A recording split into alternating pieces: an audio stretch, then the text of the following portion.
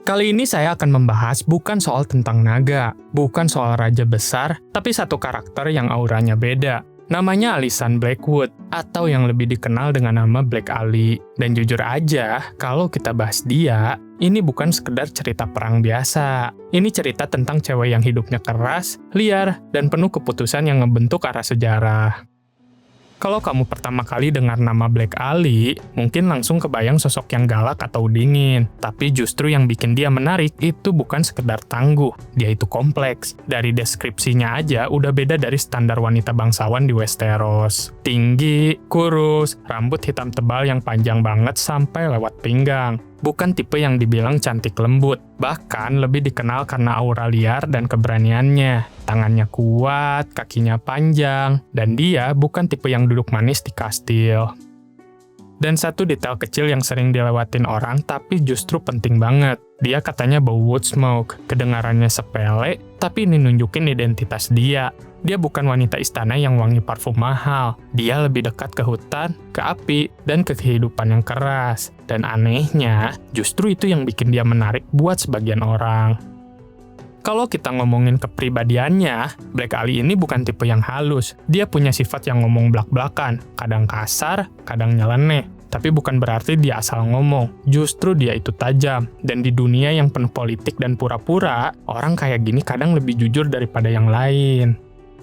Skill dia juga bukan main-main. Dia hunter, housebreaker, dan archer yang sangat bagus. Ini bukan sekedar hobi, ini kemampuan yang bikin dia relevan di medan perang. Jadi, waktu perang datang, dia bukan sekedar wanita yang ikut, dia ikut bertarung beneran. Dan kita juga nggak bisa lewatin sisi personalnya. Ada rumor kalau dia punya kedekatan dengan Lady Sabitha Frey. Bahkan mereka sering berbagi tenda saat kampanye perang. Ini nambah layer lain ke karakter dia. Dia bukan karakter satu dimensi, hidupnya penuh warna. Sekarang kita masuk ke awal cerita besarnya. Tahun 129 after Conquest, Dance of the Dragons mulai memanas. House Blackwood langsung mendeklarasikan dukungan ke Ratu Rhaenyra Targaryen. Mereka jadi bagian dari kubu hitam. Tapi masalahnya, musuh lama mereka, yaitu House Bracken, justru ada di kubu hijau. Jadi ini bukan cuma perang besar, tapi juga perang pribadi yang udah turun-temurun. Dan disinilah tragedi pertama terjadi, Battle of the Burning Mill. Ini bukan sekedar pertempuran biasa, ini momen yang ngubah hidup Alysanne selamanya. Kakaknya, yaitu Lord Samuel Blackwood, tewas di tangan Sir Amos Bracken dalam duel. Tapi ceritanya nggak berhenti di situ. Menurut versi Blackwood, tepat setelah itu, sebuah panah weirwood ditembakkan langsung ke celah helm Amos Bracken dan langsung ngebunuh dia. Dan yang nembak, ya Alysanne Blackwood. Kalau ini benar, berarti ini bukan sekedar balas dendam. Ini simbol. Dia bukan cuma kehilangan keluarga, tapi langsung membalasnya dengan tangannya sendiri. Dan dari sini, kamu mulai ngerti kenapa dia jadi sosok yang ditakuti. Waktu itu dia baru sekitar 16 tahun. 16 tahun. Bayangin umur segitu, tapi udah ngebunuh di medan perang. Dan bukan sembarang orang, tapi musuh keluarga yang udah lama jadi rival. Setelah itu, dia nggak berhenti. Dia terus ikut dalam kampanye perang. Bahkan bisa dibilang dia salah satu komandan yang ikut dari awal sampai akhir perang. Dari Burning Mill sampai Muddy Mess. Itu perjalanan panjang, penuh darah, penuh kehilangan. Dan selama perang, dia sering bersama Lady Sabitha Frey. Mereka berbagi tenda, berbagi medan perang, berbagi pengalaman. Ini bukan sekedar teman, ini partnership yang kuat. Masuk ke salah satu momen paling penting, Battle of the King's Road, tahun 131 after Conquest. Di sini Alysanne memimpin 300 archer dari Riverlands. 300 mungkin kedengaran kecil dibanding ribuan tentara lain, tapi archer yang tepat di waktu yang tepat bisa ngerubah jalannya perang. Dan itu yang terjadi. Setelah Benjicot Blackwood, keponakannya, berhasil ngancurin flank pasukan Lord Boros Baratheon, Alysanne langsung ambil peran. Archernya mulai nembakin kesatria dari kubu hijau. Mereka dijatuhkan dari kuda, dan akhirnya diporak-porandakan. Dan di tengah kekacauan itu, Boros Baratheon jatuh, dan akhirnya dibunuh oleh Lord Kermit Tully. Tapi tanpa serangan dari Alysanne dan pasukannya, momen itu mungkin nggak akan terjadi. Ini yang bikin dia penting. Dia bukan karakter latar, dia adalah penggerak.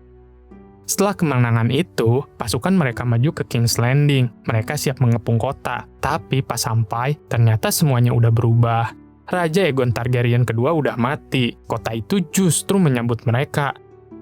Dan di sini kita masuk ke fase yang lebih politik. Datangnya Cregan Stark dari Winterfell dengan pasukan utaranya. Dia datang bukan cuma buat dukung Aegon ketiga, tapi juga buat menegakkan keadilan. Ini yang dikenal sebagai Hour of the Wolf. Cregan jadi Hand of the King sementara, dan dia mulai nangkep orang-orang yang dicurigai terlibat dalam kematian Raja Aegon kedua. Salah satu yang ditangkap adalah Corlys Velaryon, padahal Aegon ketiga udah ngasih pengampunan. Tapi secara hukum, Cregan bisa aja mengabaikan itu dan tetap mengeksekusi Corlys. Disinilah Alysanne masuk. Dia yang mendekati Cregan, dia yang bicara langsung. Dia bukan cuma ngomong soal hukum, tapi soal stabilitas, soal masa depan kerajaan. Tapi di akhir dia meminta ini sebagai permintaan pribadi. Dan ini bagian yang menarik banget, karena Cregan yang dikenal keras dan tegas justru dengerin dia. Kenapa? Karena mereka udah saling tertarik. Alysanne suka sama Cregan, meskipun dia orangnya kaku. Dan Cregan juga tertarik sama Alysanne karena dia beda. Dia bukan wanita biasa, jadi ketika Alysanne minta Corlys dimaafkan, Cregan setuju. Tapi dengan satu syarat, dia minta Alysanne jadi istrinya, dan Alysanne nerima. Ini bukan sekedar pernikahan politik, ini kesepakatan yang lahir dari respect dan ketertarikan. Dan keputusan itu punya dampak besar, karena dengan menyelamatkan Corlys, Alysanne secara nggak langsung bantu menstabilkan situasi setelah perang. Setelah itu, dia masih ada di King's Landing untuk royal wedding antara Aegon ketiga dan Jaehaera Targaryen. Tapi masalah baru muncul. Pasukan utara yang dibawa Cregan itu penuh orang yang nggak punya rumah, nggak punya keluarga, atau nggak punya masa depan jelas kalau balik ke utara. Dan lagi-lagi, Alysanne yang punya ide. Dia nyaranin supaya Northmen ini tetap di selatan, bantu membangun kembali Riverlands. Banyak wanita yang kehilangan suami, banyak rumah yang kosong, dan solusi ini berhasil. Lebih dari 1.000 Northmen ikut dia dan Benjicot balik ke Raventry. Di sana diadakan Widowfairs. Ratusan pernikahan terjadi. Ini bukan cuma soal cinta, tapi soal membangun ulang kehidupan. Dan dampaknya besar. Riverland jadi lebih kuat. House Blackwood dan House Tully makin solid. Bahkan penyebaran Oathguard di selatan ikut berkembang. Ini bukan perang, ini pembangunan. Dan Alysanne ada di tengahnya. Tahun 132 after Conquest, dia menikah dengan Cregan Stark di Godswood Winterfell. Pernikahan ini nggak gampang. Musim dingin brutal, salju tebal, tapi tetap dilakukan. Benjicot datang jauh-jauh lewat King's Road buat hadir. Ini nunjukin betapa pentingnya momen ini. Dan ada detail kecil yang manis, Rickon Stark, anak Cregan, nyanyi buat ibu tirinya di pesta pernikahan. Ini momen hangat di tengah dunia yang keras. Setelah itu, Alysanne punya 4 anak perempuan dengan Cregan, Sarah, Alyce, Raya, dan Myrya Stark. Tapi hidup nggak pernah benar-benar tenang. Di akhir tahun itu, Winter Fever melanda. Penyakit nyebar luas, terutama di utara. Banyak yang mati, ditambah lagi kelaparan karena kurang tenaga buat panen. Dan di tengah kondisi lemah itu, muncul ancaman dari luar. Silas the Grim, pemimpin Wildling, menyerang ke selatan dengan 3.000 pasukan.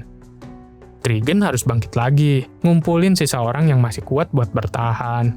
Kita nggak punya banyak detail tentang peran Alysanne di fase ini, tapi dari karakter dia, bisa dibayangin dia bukan tipe yang cuma diam. Dan akhirnya, seperti banyak tokoh besar lain, dia meninggal di suatu titik di masa depan. Nggak ada detail dramatis, tapi yang jelas, dia hidup cukup lama dan ninggalin jejak besar. Yang menarik, garis keturunan Stark berikutnya nggak berasal dari dia, karena Cregan menikah lagi setelah dia meninggal. Tapi itu nggak mengurangi dampaknya, karena kalau kita lihat keseluruhan, Alysanne Blackwood bukan cuma petarung, dia penyeimbang. Dia bisa bertarung di medan perang, tapi juga bisa memenangkan situasi politik. Dia bisa membunuh, tapi juga bisa membangun, dan mungkin itu yang bikin dia beda.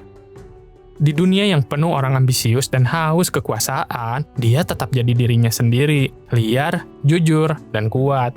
Dan kalau kita harus jujur, tanpa Black Aly, mungkin banyak hal di akhir Dance of the Dragons gak akan berjalan sehalus itu.